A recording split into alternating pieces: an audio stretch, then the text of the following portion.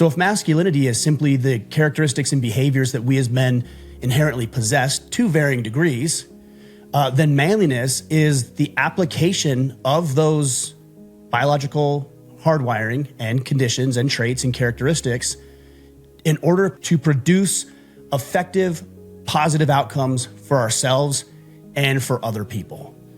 Guys, it's really, really important that we understand the distinction and that we know that there is a distinction.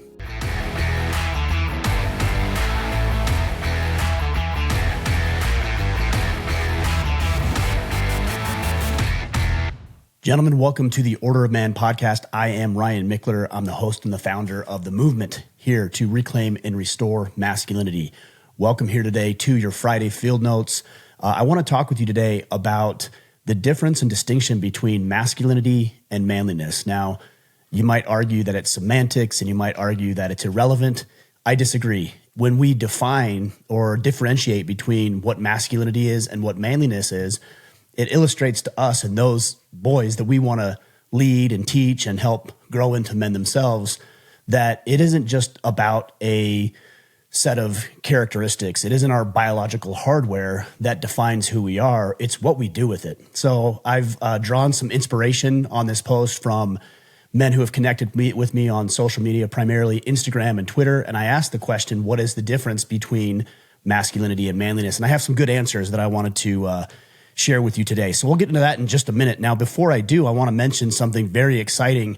We have our first event announced for 2025. This is going to be held on May 1st through the 5th, 2025, and it's called The Forge, a Gathering of Men. This is unlike anything that I've ever done, unlike anything that anybody who's ever come to one of our events over the past 10 years has done. And what I've decided to do, along with some friends of mine, we've decided to partner up and work together on working towards making the largest men's conference in the world. And so this is the very first iteration that we're going to be doing of it. Again, it's called The Forge, a Gathering of Men.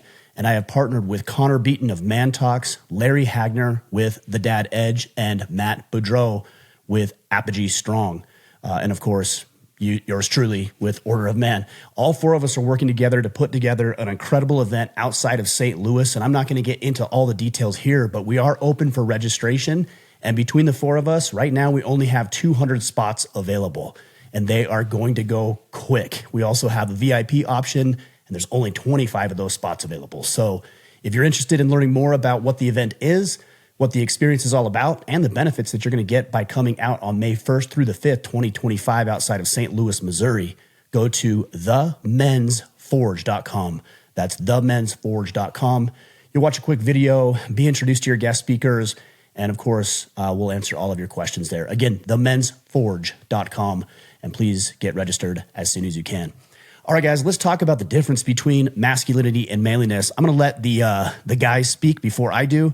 And I pulled out 5 or 6 different quotes here from the men who follow me on Instagram and Twitter, both at Ryan Mickler. And here it is. This one comes from Raleigh. He says, masculinity is a set of traits more traditionally associated with being a man. And manliness is the application of those masculine features, such as cultural, moral, and ethical considerations. This one comes from Tommy Wilkerson. He says, masculinity is a state of being. Manliness is a feature. I would agree that that is the right distinction, but I would flip that around. I would say that manliness is a state of being, but masculinity is a feature. But I did want to highlight that because it does show that there's a differentiation. This one comes from Lasta over on X. He says, the opposite of masculinity is femininity. The opposite of manliness is boyishness. I really like that definition. This next one comes from Dennis Michael Hines. He says, masculinity is finding a really cool stick. Manliness is the way you swing it. And the last one here, I like that last definition. Very creative, and I think it illustrates it perfectly. Last one that I want to share with you here today. This comes from Shoot Move Caffeinate over on Instagram. He says, masculinity equals an adjective. It describes the traits and complexities inherent to a man. Manliness is a verb. It takes those traits and actively practices them, which I definitely agree with that one as well. And that's pretty much how I would define it, guys. You know, when you look at masculinity, if you even just look it up in the dictionary, and I don't always do this because the dictionary changes, especially as wokeism continues to permeate culture, those definitions miraculously change to fit the narrative. But if you were to look at the definition of masculinity, essentially all it is a set of characteristics and behaviors that are largely determined by our biological makeup. It's the testosterone and the hormones coursing through our veins. It's our size. It's other, chemicals and physical biological hardwiring that makes us more prone to behave a certain way relative to our female counterparts. The American Psychological Association completed a study probably at this point 4 or 5 years ago, and in it they attempted to paint the characteristics that we would inherently attribute to men as inherently toxic. I think if I remember correctly, the attributes they used were dominance, stoicism, aggressiveness, and competitiveness. So they're amoral. They're not good nor bad. It's really dependent on how you use them. And that's the differentiator between what masculinity is and what manliness is. So if masculinity is simply the characteristics and behaviors that we as men inherently possess to varying degrees, then manliness is the application of those biological hardwiring and conditions and traits and characteristics in order to produce effective, positive outcomes for ourselves and for other people. In other words, and I've heard this definition before, is something like masculinity is a birthright, but manliness is so much more. It's earned. And you do have to earn it. When we see somebody who is behaving in a positive manner, using their masculine attributes, we say, that's a man, or that's a man's man, or he is manly, which just goes to show that there is a difference. Now, some people will say, well, a man is just an adult human male. And yes, technically that's true, but I think we can exercise some discernment and realize that not all men, if we're using that definition of it, are created equal. Some are much more effective at being a man than other people. David Gilmour, in his book, Manhood in the Making, I believe that's what it's called. The name escapes me. I believe it's Manhood in the Making. And more recently, Jack Donovan talks about the distinction between being a good man and being good at being a man.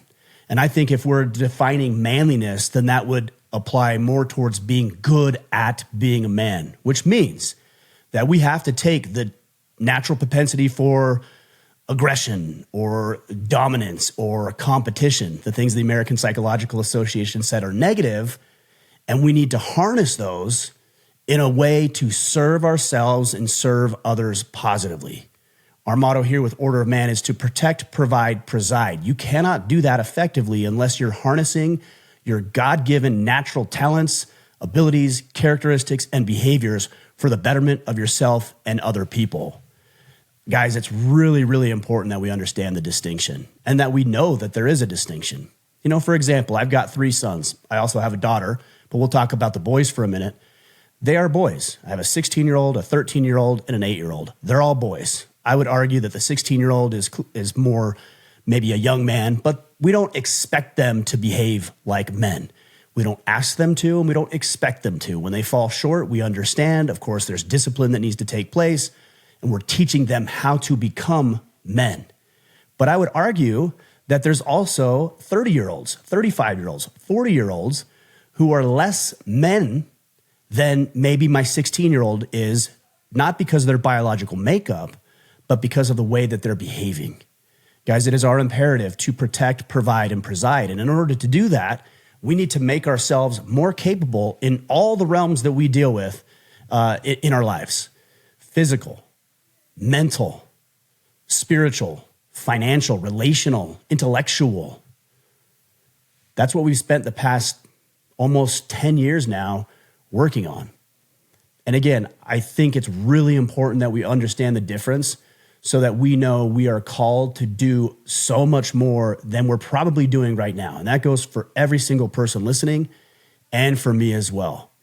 This Friday Field Notes is a call today for you guys and myself. I get just as much benefit from this as I hope you get from me to take an opportunity today and moving into the weekend and really do a self-assessment and ask ourselves, are we using our characteristics for the betterment of ourselves and other people?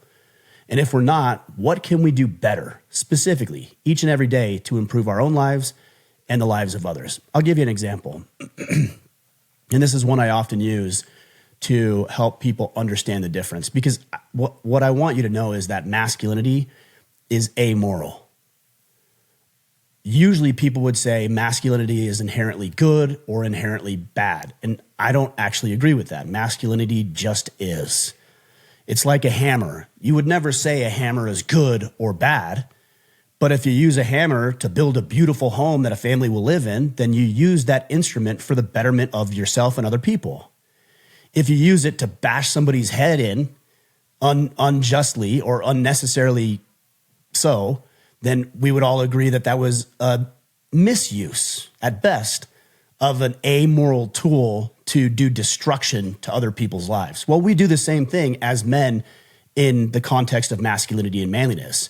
If your propensity for aggression drives you towards outbursts and bullying and coercion and manipulation and an egotistical, arrogant approach to your family life or your professional life, then we would all agree that that natural propensity for aggression handled that way is not an appropriate use of our propensity to be aggressive. If, on the other hand, we use that propensity of aggression to either physically protect another person, or we use that aggression and we harness it towards virtuous capitalism, meaning you're going out and you're competing and you're offering products and you're being relentless about how you grow your business and how you serve your clients, you could make the case that both are aggressive.